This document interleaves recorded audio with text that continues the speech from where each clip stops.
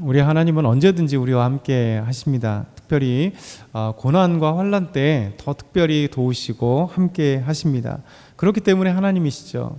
만약에 하나님께서 우리에게 이제 고난에 손을 놓으시고 멀찍이 떨어지시면서 그냥 우리가 스스로 고난받는 그 모습을 그냥 즐겨 하신다면 아마 그것은 이제 가짜 하나님일 겁니다. 우리 하나님은 이제 마지막 때 심판 날에도 우리 하나님이 함께 하시면서 우리에게 놀라운 힘을 주시는 말씀이 오늘 본문의 말씀이세요. 특별히 예수님께서 이제 마지막 날 주님 재림하실 때 마지막 심판의 날이 다가올 때 엄청난 환난과 고난이 우리에게 닥친다 말씀합니다. 그러면서 그냥 단순하게 인류의 어떤 환난과 고난이 아니라 완전히 세상의 많은 부분들이 변화되는 거죠. 자연재해들이 있고 또 세상에 많은 악한 것들이 득세하고 또 더더군다나 이제 그리스도를 대적하는 자들이 곳곳에서 일어나서 우리 믿는 사람들을 유혹할 때 우리를 어떻게 해야 될 것이냐라는 것이죠. 요즘에도 수많은 이단들이 그리스도인들을 유혹하고 미혹하는, 또 개인적인 어떤 그 죄의 감정들이 어떤 죄에 빠지게 만들고 유혹할 때 우리는 어떻게 할 것인가? 하나님은 멀리 계실까? 그렇지 않다라는 거죠. 오늘 예수님께서 우리에게 말씀하시는데 그 첫 번째는 마지막 환난 때 큰 환난이 있지만 그 속에 성령께서 우리에게 할 말을 하게 하시고 또 함께 하시는 그 놀라운 말씀을 우리에게 주시는 거죠. 우리 19절과 20절 다시 한번 크게 읽겠습니다. 이는 그 날들이 환난의 날이 되겠습니다. 하나님께서 창조하신 시초부터 지금까지 이런 환난이 없었고 후에도 없으리라. 만일 주께서 그 날들을 감하지 아니하셨더라면 모든 육체가 구원을 얻지 못할 것이거늘 자기가 택하신 자들을 위하여 그 날들을 감하셨느니라. 아멘. 마지막 때에는 큰 환난이 있습니다. 분명히 큰 환난이 있어서 우리 믿는 사람이든 믿지 않는 사람이든 고통의 시간들을 경험하게 됩니다. 그런데 하나님의 말씀을, 우리 예수님 말씀하시기를 우리 하나님이 우리에게 이 환난의 날에 있어서 이 날은 얼마나 무섭고 힘든 날이냐면 하나님이 창조하신 날부터 지금까지 이런 큰 환난이 없을 것이다 라고 말씀하시면서 만일 하나님이 주께서 그 날들을 감하지 않았다면, 그러니까 저와 여러분에게 이 닥치는 환난이 여기까지야 라고 하나님이 딱 스탑하지 않으셨다면 그 환난을 통해서 구원받을 자가 아무도 없다는 거예요. 그러니까 우리가 마지막 말세 종말의 때에만 이런 일이 아니라 현 시대 지금도 이 일은 동일하게 일어납니다. 개인적인 일이잖아요. 우리가 여러 가지 어려움들을 당하잖아요. 뭐 경제적인 어려움들 수 있을 거고, 뭐 신체적인 어떤 질병의 문제일 거고, 아니면 자녀들의 문제일 것이고, 뭐 가정사의 문제일 것이고, 많은 문제들이 있어요. 그래서 그것 때문에 정말 스트레스 받고 힘들고 고난 가운데 있습니다. 그런데 믿음의 사람들이 특징이 뭐냐면 그때마다 하나님께 기도할 것이고, 그 기도할 때마다 하나님이 우리가 참 언제 이런 일이 끝이려나, 이 일이 회복되리나, 언제 정말 이 고난이 끝나라 이렇게 생각할 때가 있어요. 왜냐하면 기도할 때도 눈 떠보면 끝나지 않았거든요. 그런데 어느 순간에 보면 하나님이 기가 막히게 이 고난의 시간들을 딱 정리하세요. 그렇죠? 그래서 우리가 모르는 순간에 삶의 환경이 바뀌어 있고 그 문제가 해결되어 있고, 그래서 어느 순간에, 왜냐면 우리는 고난에 빠져서 이렇게 가다 보면 이제 우리는 거기에 이렇게 매몰되어 있어서 그 상황이 잘 풀려나가는데 잘 모를 때가 많아요. 그러니까 하나님의 그 손길을 잘 안 보일 때가 많다는 거죠. 그런데 우리 주님께서는 이 환난 때에 우리 주님께서 그날들 강하시듯이 지금 이 순간에도 우리 하나님께서 우리 고난의 시간들을 감해해 주시고 우리 함께 하시는 그 아름다운 은혜이죠.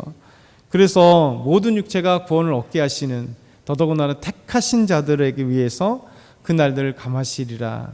우리 하나님 얼마나 아름다우세요. 멀리 계신 분이 아니라 이 환난과 고난과 어려울 때 오히려 우리와 함께 하시는 우리 주의 놀라운 은혜다 말씀하세요. 두 번째는 마지막 때요, 더 특별히 이 거짓 그리스도인들이 나타나서 우리 믿는 사람들을 유혹한다 말씀하세요. 우리 21절부터 23절 같이 읽겠습니다. 그때 어떤 사람이 너희에게 말하되 보라 그리스도가 여기 있다 보라 저기 있다 하여도 믿지 말라. 거짓 그리스도들과 거짓 선지자들이 일어나 이적과 기사를 행하여 할 수만 있으면 택하신 자들을 미혹하려 하리라. 너희는 삼가라. 내가 모든 일을 너희에게 미리 말하였노라. 우리 주님 말씀하세요. 그리스도가 여기 있다 저기 있다. 2000년 역사 속에서도 계속 그래왔잖아요. 그렇죠? 자기가 그리스도라는 거예요. 자기가 메시아라는 거예요. 자기가 구원자라는 거예요. 이런 자들이 얼마나 많이 나타나는지 모릅니다. 예수님께서 승천하시고 난 뒤에도 1세기 때에도 수많은 거짓 그리스도들이 나타나서 내가 그리스도라 하고 믿는 자들을 유혹하고 또 사람들을 유혹하고 지금도 엄청난 계속해서 엄청난 이단들이 자기가 하나님이라고 그러고 자기가 구원자라고 그러고 자기가 메시아라고 그러고 자기가 뭐 이긴 자라고 그러고 자기가 뭐라고 하잖아요.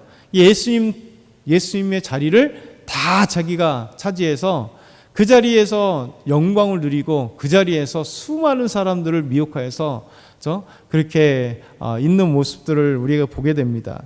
그래서 우리 주님께서 우리에게 말씀하시기를 항상 우리에게 삼가라는 거예요. 항상 삼가라. 이런 미혹의 자리, 그리스도라고 칭하는 자들이 항상 온다는 거예요.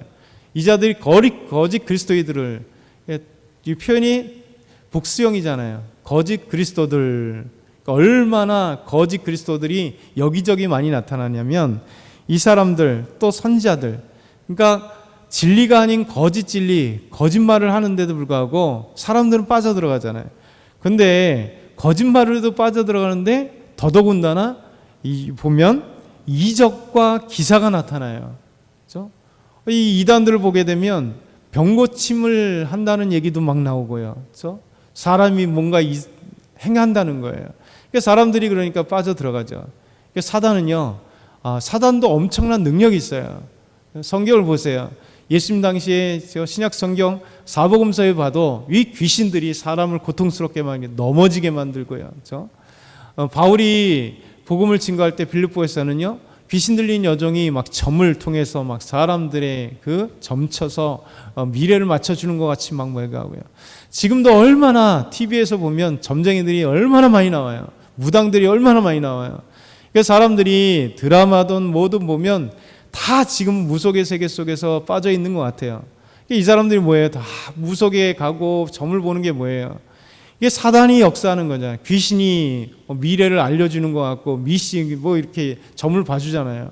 그럼 사람들은 미혹되는 거예요. 단순한 아무것도 아닌데 거기에 자기에게 다 막히고 뭐 결혼 운세를 보고 또 사주팔자를 보고 또 아니면 좀 문제가 생기면 또 가서 그 문제 그 조금 얘기해주면 마치 그게 진리인 양 빠져 들어가는 거죠.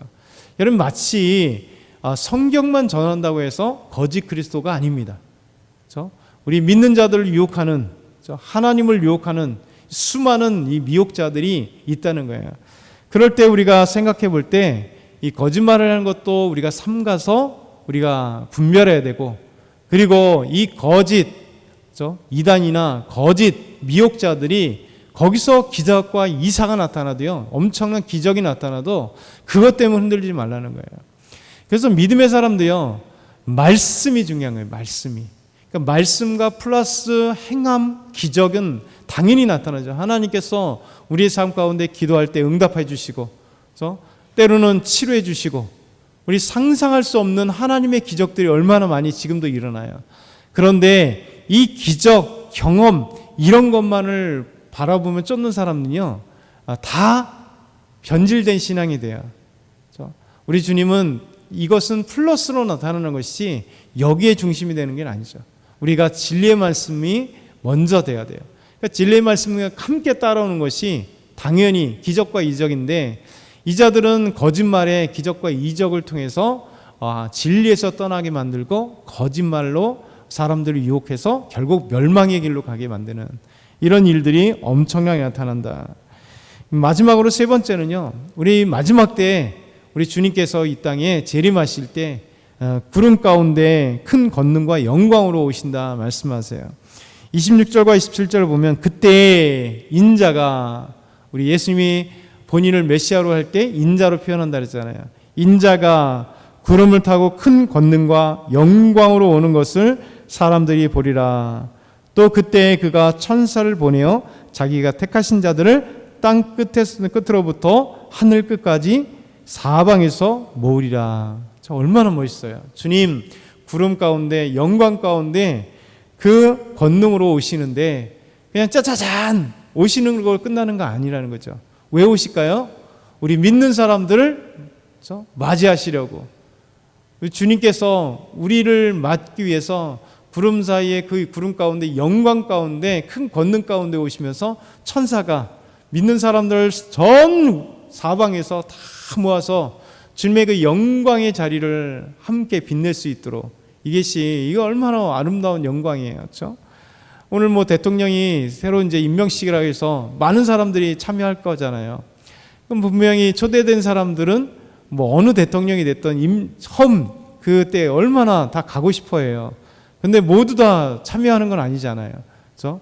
딱 초청장 받은 사람만이 임명식이 됐던 아니면 대통령 취임식이 됐던 그 자리에 가는 것 자체도 영광스러운데 우리 주님이 마지막 때에 오시는데 이 하늘 가운데 그 영광과 그 권능과 그 영광의 모습으로 오는데 우리 천사가 싹 우리를 모아서 그 영광 가운데 참여하게 하신다. 사실 이거보다 더 영광이 어디 있을까요? 우리 주님은 2000년 전에 주님 오실 마지막 때에 있을 이야기들을 지금 하고 있습니다.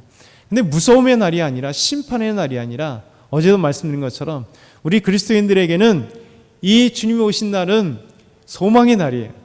주님을 만날 날, 그리고 의의 심판이 있을 날. 사단의 무리들, 죄악의 무리들, 거짓 진리 안에 있었던 자들은 멸망을 당하나 우리 진리 안에 있는 우리는 정말 참된 소망을 얻고 영원한 주님과 함께 영원한 천국에 참여할 수 있는, 그리고 고난 가운데서도 하나님이 그 날들을 감하시고 또 우리 성령 하나님께서 우리와 함께 하시고 어제 말씀드린 것처럼 성령께서 우리가 할 말을 그때 주시는 그 환난 가운데서도 함께 하시는 그 놀라운 은혜예요. 그래서 오늘도 저와 여러분이 이 주님의 은혜를 기억하면서 승리하길 소망합니다.